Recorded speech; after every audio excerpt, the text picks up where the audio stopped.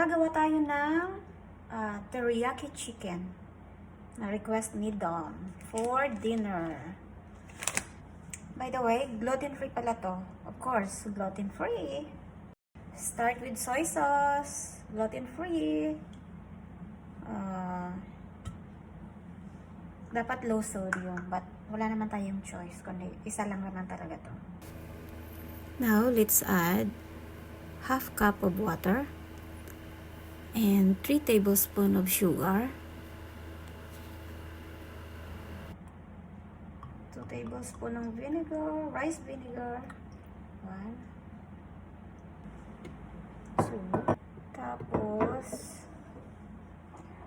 1/2 teaspoon ng sesame oil,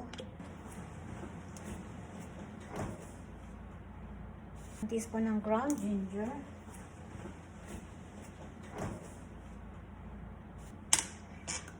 at syempre 2 teaspoon daw ng minced garlic. Yan, ito yung sinasabi ko. Ginawa ko na yan. Then, let's add honey. 2 tablespoons of honey. Yan, simutin lang natin. And then, yung honey na yan na nasa bote is dala ng friend namin, galing siya ng Pampanga.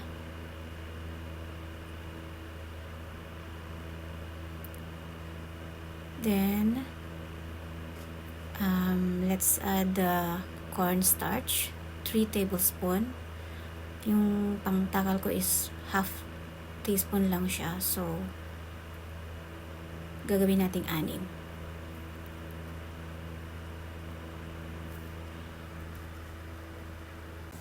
Yan, let's mix. Mix, mix, mix. Let's prepare our chicken.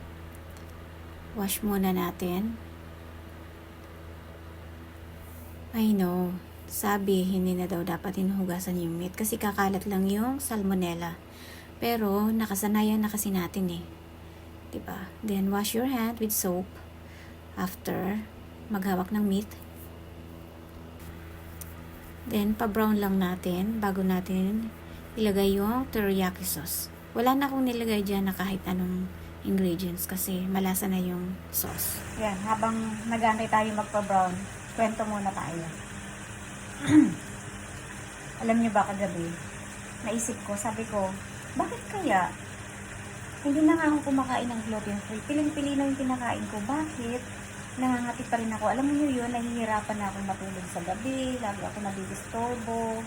Kasi may makati dito, makati doon. Minsan nga, parang ang hirap. Parang gusto ko nang magpakamatay minsan sa sobrang kati. Pag inatake ako. Lagi naman ako nagpapaderma, nagpapagamot. Kaya lang nakakapagod na din. Alam mo yun, ang mahal-mahal ng binabayaran sa dermatologist. But anyway, so nag-research ako kung bakit yung may mga celiac disease ganon. So ang sabi is bawal pala kasi mahilig din ako mag-bake ng regular flour para sa kila Dom at saka kila Ron. Kasi nga minsan ayaw nila ng gluten free kasi syempre iba yung texture, iba yung lasa. Iba pa din talaga pag normal flour. Ayun, nabasa ko na bawal pala sa may mga celiac disease ang mag-touch ng flour or mag-inhale. So, syempre, pag nag-prepare ka ng flour, di ba? Nagliliparan yung, yung particles. Kaya yun, nalalanghap ko din.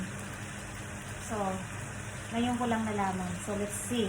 Hindi na ako magluluto gamit ang regular flour. Lesson learned. Ewan ko ba, bakit ngayon ko lang isip mag-research. Ay. So, ayan, habang nagkikwento ako, nilagay ko na yung ginawa nating teriyaki sauce earlier. Antayan lang nating lumapot yan. Tapos yung pinapakita ko is, yan yung gluten-free na ino-order ko sa online. Kasi hindi mo siya mahahanap sa mga grocery dito, locally. Siguro mas sa mga specialty store. Saka mo lang siya makikita. And then ayan, nag-brown na siya. Naglumapot na, I mean. So it means it's ready. Patayin na.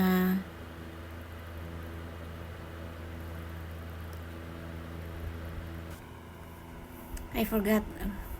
We need to add sesame seeds pala. Yan, sprinkle lang. And then, mix it again, of course. And look. Looks yummy already. Let's try pala kung okay na ba siya. Walang tayo ng kaunti. With the sauce.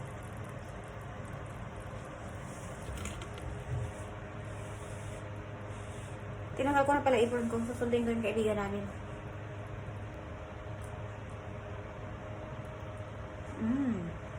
Sarap.